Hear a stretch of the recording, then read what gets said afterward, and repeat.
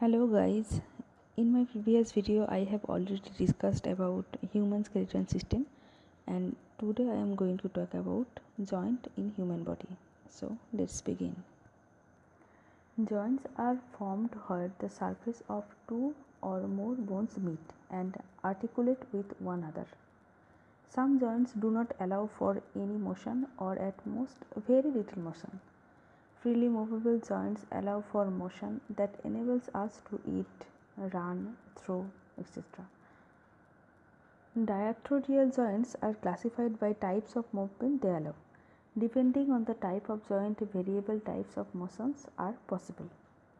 There are many types of joint present and they are immovable, slightly movable and freely movable.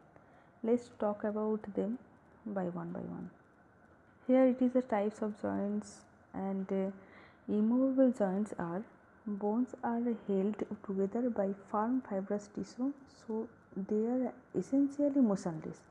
Examples include the bones of the skull. And slightly movable joints are the bones are held together by various types of cartilage that allow for some movement. Examples are the spinal segment or the symphysis pubis. And another one is freely movable. That is what most people classically refers to as joints, also referred to as synovial joints. These joints allow for the most motion. Examples include the shoulder, hip and knee joints. Now here I am going to talk about synovial joints. Synovial joints are typically surrounded by a tough fibrous capsule of connective tissue that connects the bone to one another, granting some stability to the joints. There are mainly many types of synovial joints. They are characterized by on both type of movement and that the joint allow as well as the structure. And here are the types of synovial joint, that is ball and socket joint, saddle joint, pivot joint, hinge joint and gliding joint. So here it is a clear picture of different kind of synovial joints, like here is ball and socket joint, condyloid joint and hinge joint. Here are many types of examples and different joints present here.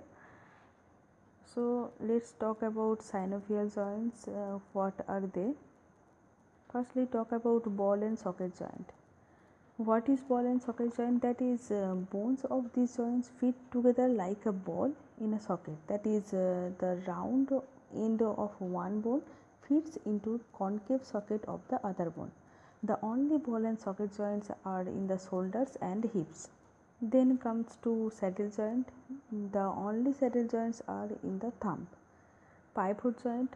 Pivot joint have a bone with a rounded end fitting into a groove in another bone.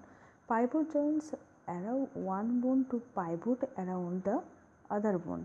An example of this is the radioulnar articulation, which allows for pronation and supination of the forearm. Another one is a hinge joint. Hinge joint have a convex part of bone that fits into a concave part of another bone. The action of the hinge joint is like that of a door hinge and motion is limited to bending and straightening. Our elbow and knee joints are the example of a hinge joint. Next come to the end point of synovial joint, that is a gliding joint, which consists of flat or slightly curved articular surfaces that allow for gliding movements in very specific directions. The example of gliding joints are the intertarsal and intercarpal joints of the feet and hands respectively. So today I am stopping here. If you like the video, please like, share, comment.